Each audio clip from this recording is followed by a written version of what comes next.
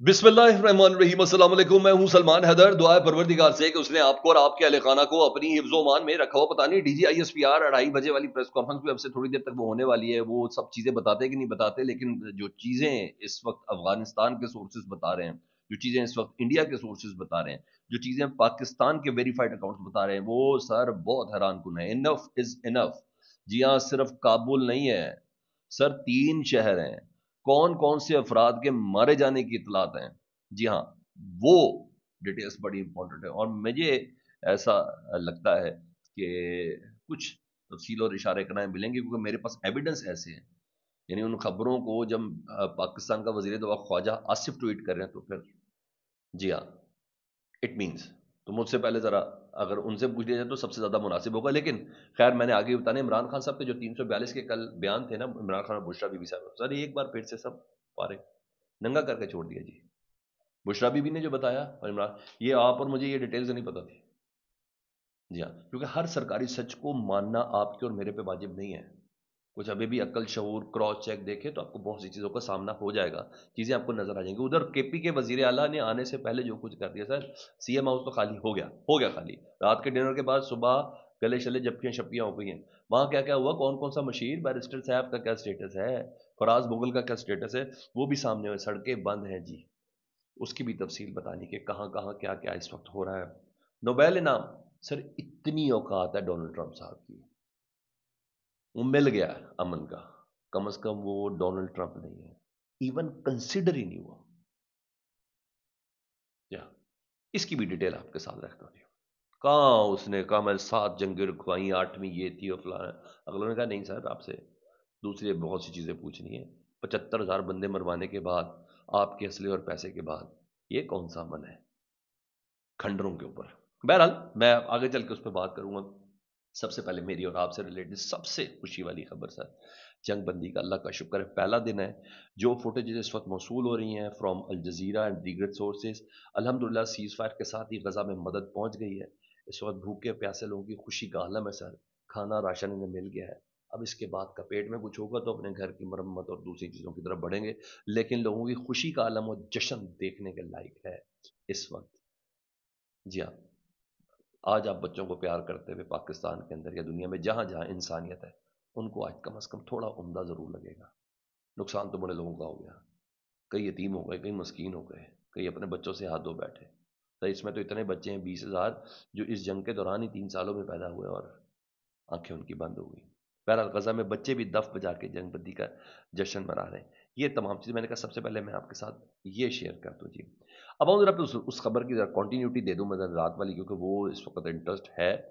और इंटरेस्ट ये है सर जी, दीगर इंटरनेशनल सोर्सेज ने कंफर्म किया है, ग्लोबल आई न्यूज़ के मुताबिक Pakistan launches air strike in Kabul, the capital of Afghanistan, against leaders of तहरीक तालिबान। नूर वली महसूद की तो अभी तक कंफर्मेशन नहीं है सर, दीगर महसूद भी हैं जी। जी हाँ, 3 उनसे मुतालिक मजीद कंफर्मेशन आई। तो मेरी खबर की सदाकत जो मैंने आपको 6 बजे दी थी कि पाकिस्तान ने एयर स्ट्राइक किया है, उसकी मजीद तस्दीक इधर से आई है जी। और सुने इस तस्दीक से रिलेटेड सर, एक बंदे ने ट्वीट किया, इनफ इज इनफ। कल ख्वाजा आसिफ साहब ने असेंबली के फ्लोर पे बोला था ना, clear message by the defence ministry today and Pakistan strikes tonight अल्हम्दुलिल्लाह। ठीक है, अल्हम्दुलिल्लाह काबुल में स्ट्राइक किया या अफगानिस्तान में स्ट्राइक किया। इसको रीट्वीट किया जी ख्वाजा मोहम्मद आसिफ साहब ने, इसको बल्कि रीपोस्ट किया जी। तो इसका मतलब है ऑफिशियली कहीं ना कहीं DGISPR इशारों करना है, जिस तरीके से भी माने या न माने, माने।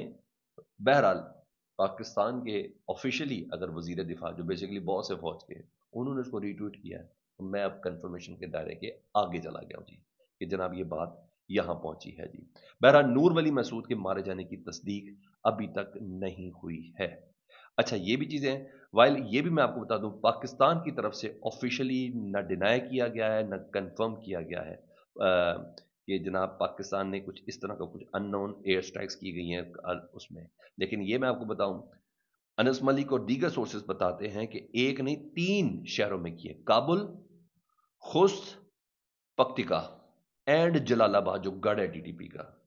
जी हाँ, last night targeted mostly terrorist leadership including TTP। ये पाकिस्तान, सिर्फ काबुल नहीं है सर, 4 शहर हो गए ना, काबुल, खुस्त, पक्तिका एंड जलालाबाद, 4। نے کہا ریجن لا کے. اچھا اس میں دو چیزیں ہیں،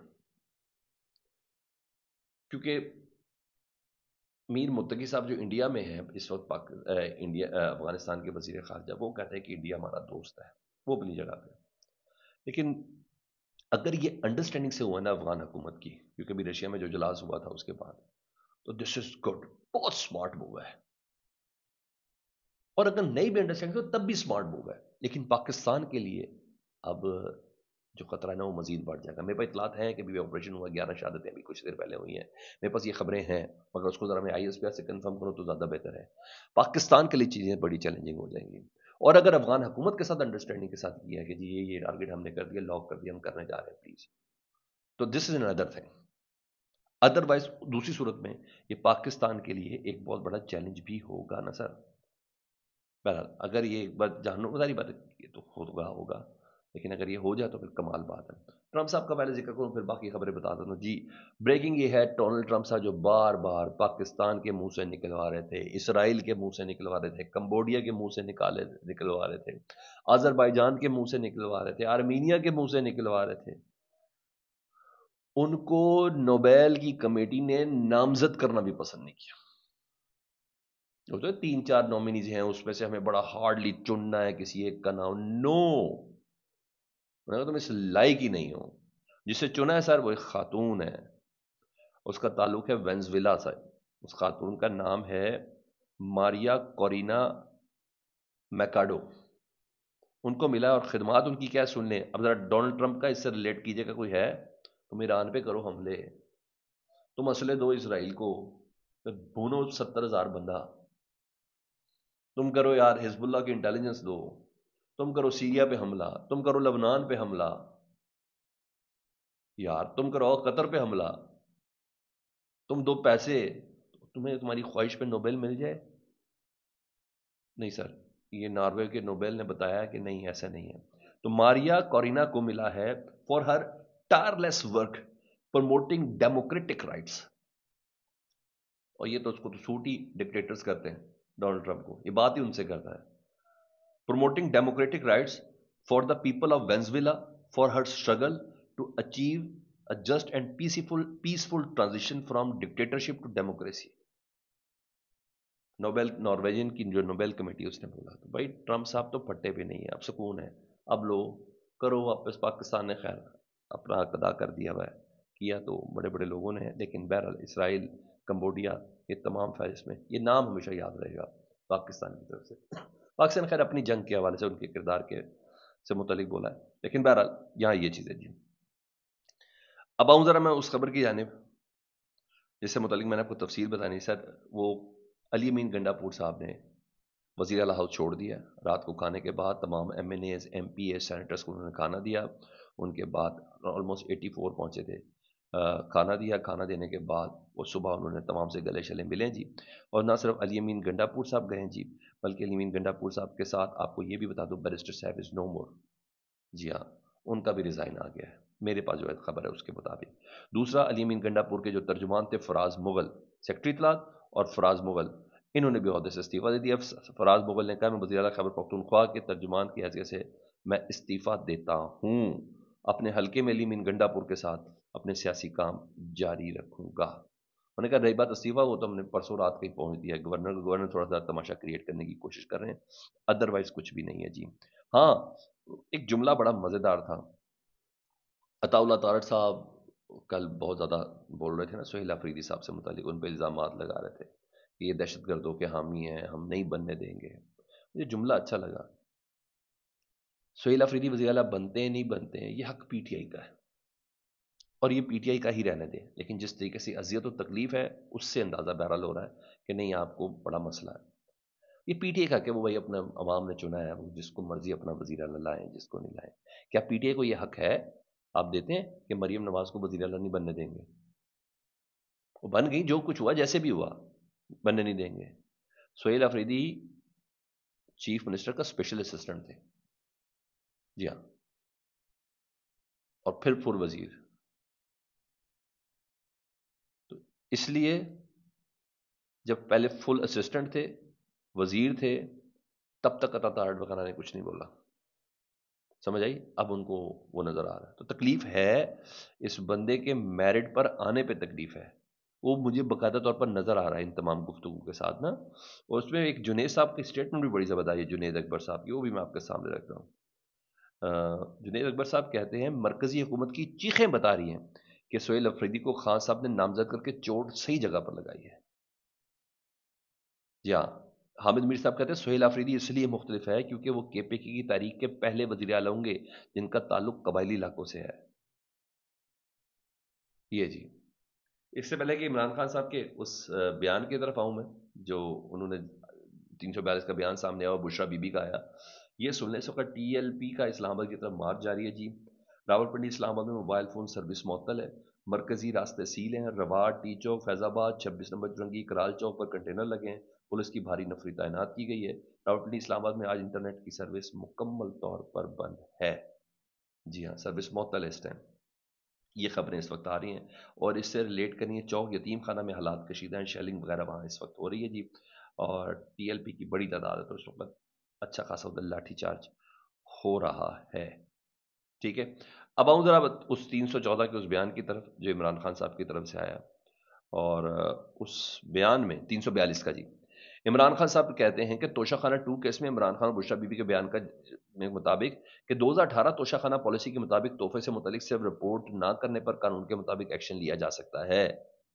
ملٹری سیکرٹری نے مجھ سے پوچھ کر رپورٹ کیا، پھر بلغاری سیٹ کی توشہ خانہ رولز کے مطابق قیمت 59 لاکھ روپے لگوائی گئی، جس کی آدھی قیمت 29 لاکھ دے کر قانون کے مطابق تحفہ ہم نے اپنے پاس رکھ لیا. ایف آئی اے کے دائرہ اختیار سے متعلق توشہ خانہ رولز مکمل خاموش ہیں. انعام اللہ خان جو ان کا غدار ہے جی، اس کو کبھی نہیں کہا کہ سہیب عباسی پر پریشر ڈال کر کم قیمت لگوائے.